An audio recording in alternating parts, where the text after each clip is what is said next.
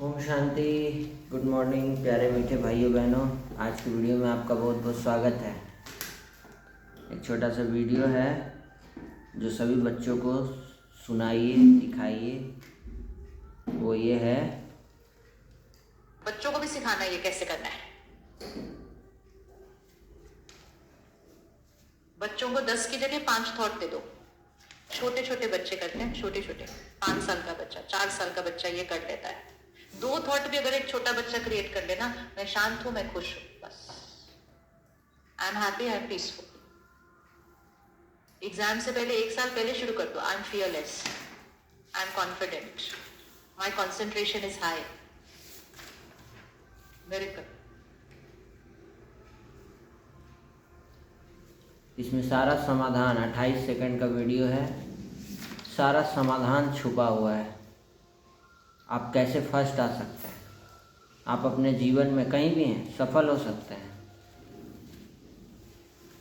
Negative thought खत्म। 5 thought बच्चों को दी है सिस्टर शिवानी दीदी। याद रखेंगे कौन कौन? पीसफुल, हैप्पी, फियरलेस, कॉन्फिडेंट, और क्या था? Concentration is high.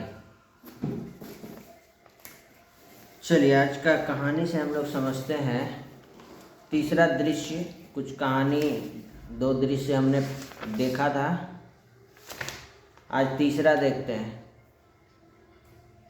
तीसरा दृश्य में चिंकू और मीनू के खेल में दिनों दिन बहस बढ़ती जा रही थी। दोनों चिंकू मिंकू आपस में बहुत बहस कर रहे हैं, दोनों आप भाई बहन।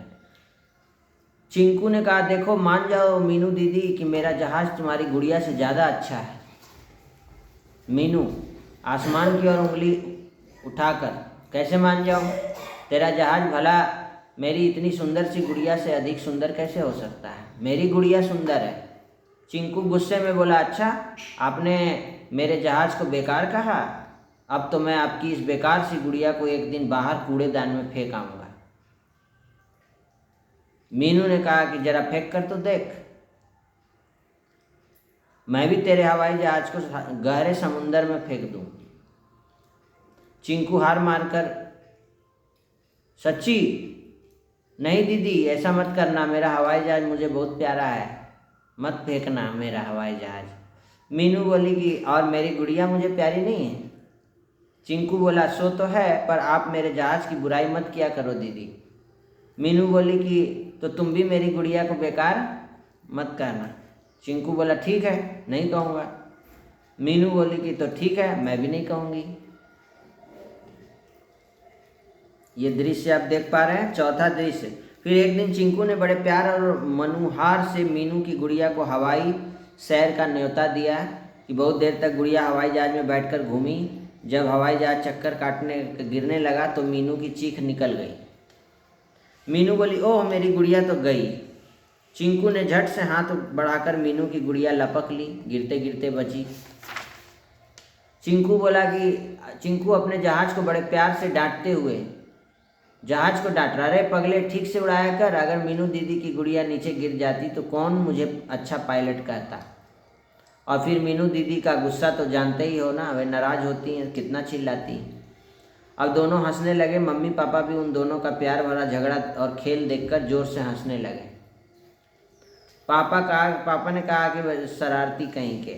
मम्मी ने कहा, यही तो खेल है इनका, आपस में बच्चों के साथ यही होता है, खेल खेल में झगड़ लेते हैं और फिर तुरंत खेल लेते हैं। और बड़े क्या करते हैं? लड़ लेते हैं अच्छे से, और अच्छे से लड़ के फिर कोर्ट केस बहुत सारी चीज़ें कर लेते हैं। क्या अंतर है दोनों में? सोल कॉन्शस और बॉडी कॉन्शस का अंतर है। भगवान इसका परमानेंट समाधान बताते हैं। बॉडी कॉन्शस तो सोल कॉन्शस का अभ्यास कीजिए, ब्रह्मा कुमारी सेंटर में कराया जाता है।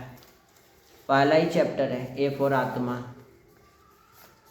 आज बाबा ने 1 मई को कहा कि मीठे बच्चे, तुमने रावण की मत पर बाप की ग्लानि की तो भारत कौड़ी तुल्य बना। अब उसे पहचान कर, भगवान को पहचान कर याद करो तो धनवान बन जाएंगे। पद्मा पद्म धनवान फिर से भारत सोने की चिड़िया बन जाएंगी। भगवान को पहचान करके याद करना होता है। भगवान की पहचान है? भगवान कौन है? कौन है वो? सब यही सवाल कर रहे हैं, कौन है वो? भगवान एक है। कोई कह रहा भगवान कोई ये है वो है। तो ब्रह्मा कुमारी सेंटर में 1 घंटे का पूरा प्रशिक्षण, ट्रेनिंग्स कह लीजिए, क्लास, भगवान कौन है, हु इज़ गॉड।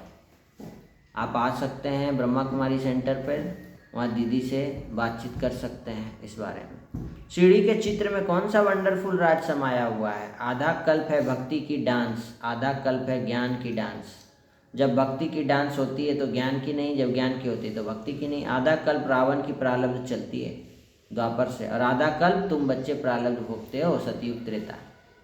यह गुह्य राज सीढ़ी के चित्र में समाया हुआ है। आधा आधा, गोरा काला, और क्या है, कौड़ी हीरा, और क्या है, कांटा फूल, उल्टा सुल्टा,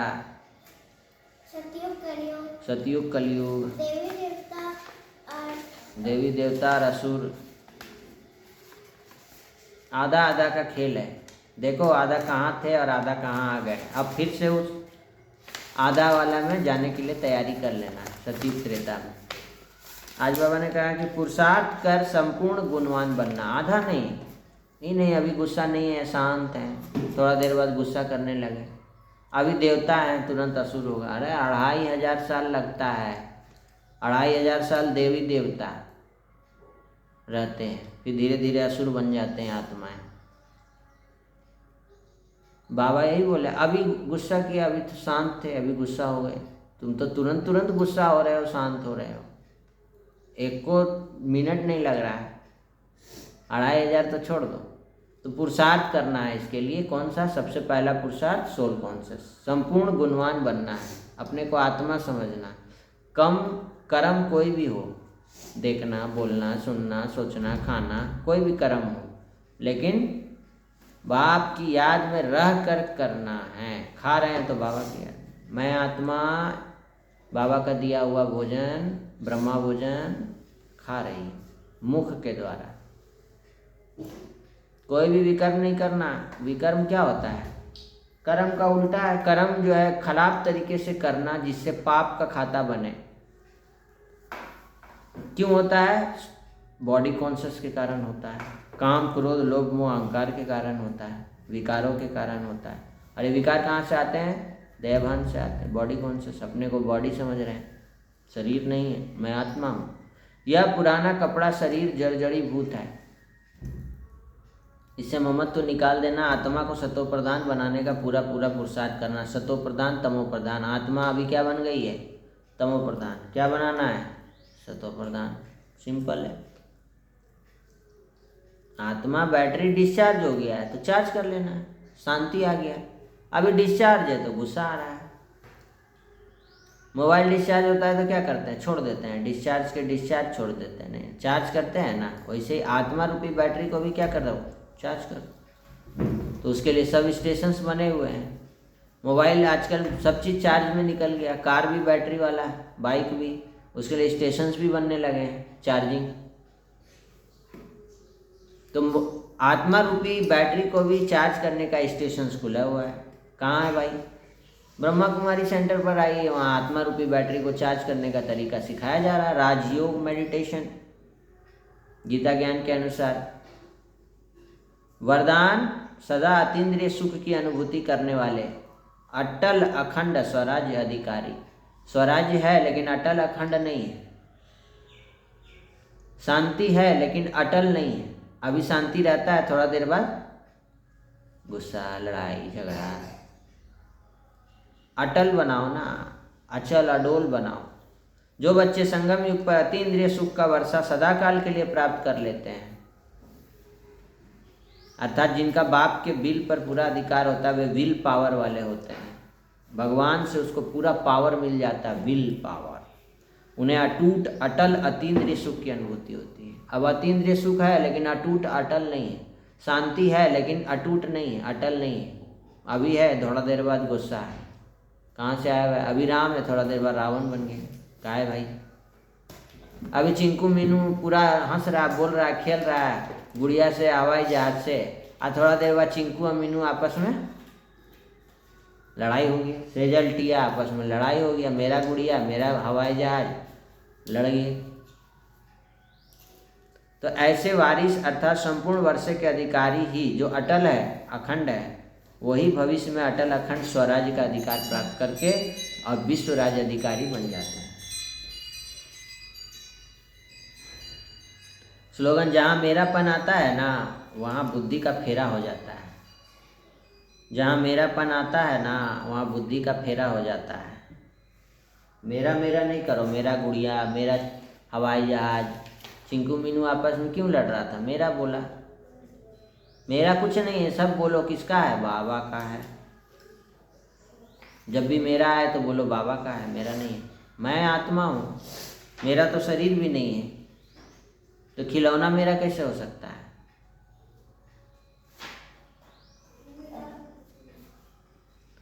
तो कल स्कूल में कंपटीशन था, हो गया कंपटीशन? वाटर साइकिल बनाने आया था ना, सेव वाटर पे कंपटीशन रखा गया था। कोई कंपनी है आउटलेट क्लोथ की, वो उन्होंने रखवाया था और उन्होंने गिफ्ट वाउचर्स रखे हुए थे। जो जीतेगा फर्स्ट प्राइज ये, सेकंड ये, थर्ड ये, और सब बच्चों को थोड़ा थोड़ा कुछ भी छोटा छोटा गिफ्ट। कंपटीशन हो गया है स्कूल में। तो ऐसे ऐसे अपॉर्चुनिटीज आते रहते हैं, बड़ी बड़ी अपॉर्चुनिटी निकलती है, उसको ध्यान से देखना होता है।